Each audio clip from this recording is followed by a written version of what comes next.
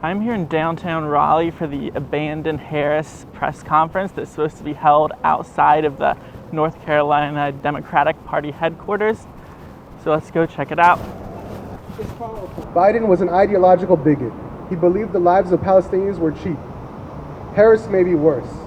She's an opportunistic bigot, thinking that the dehumanization of Palestinians and support for their genocide will fill her electoral coffers. It's time to abandon Harris and move towards a genuine progressive third party. We launched the Vote Socialist campaign because the evils of capitalism have caused the mass suffering of millions of working class people in this country. The idea of a Trump presidency does not scare us. There is no greater evil in this world than genocide.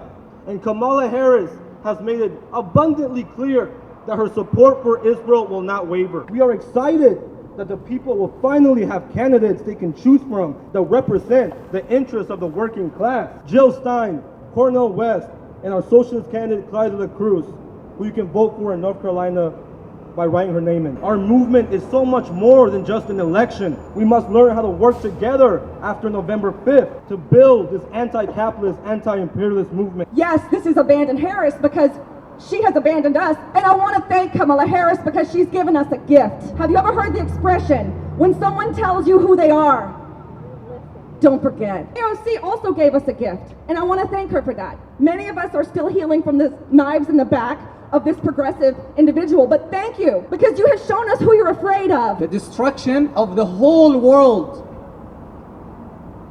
is less important than shedding the blood of one innocent soul.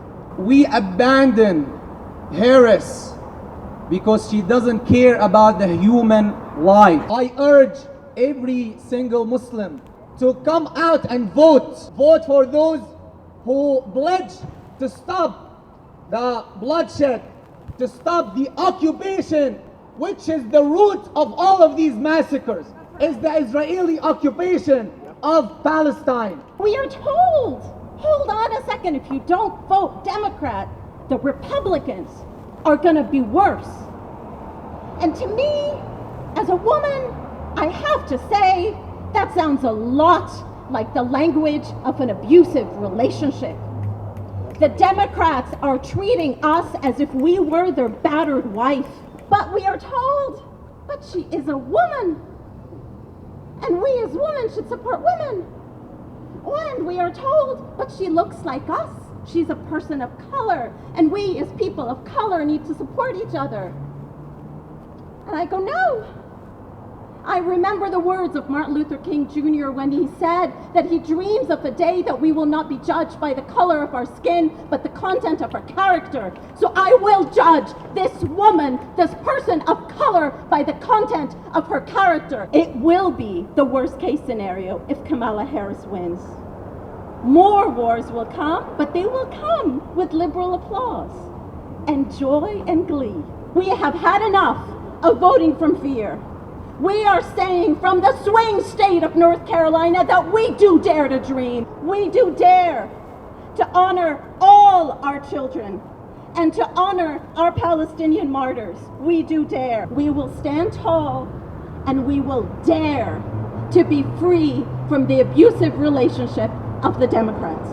Thank you. As the press conference was coming to a close, this woman tried to block my camera, which didn't make a whole lot of sense to me because it was a press conference held on a public sidewalk, and it was already over. When I got home and looked up these last two speakers, it turns out they had both said some quite controversial things in the past. Let's start with the Imam.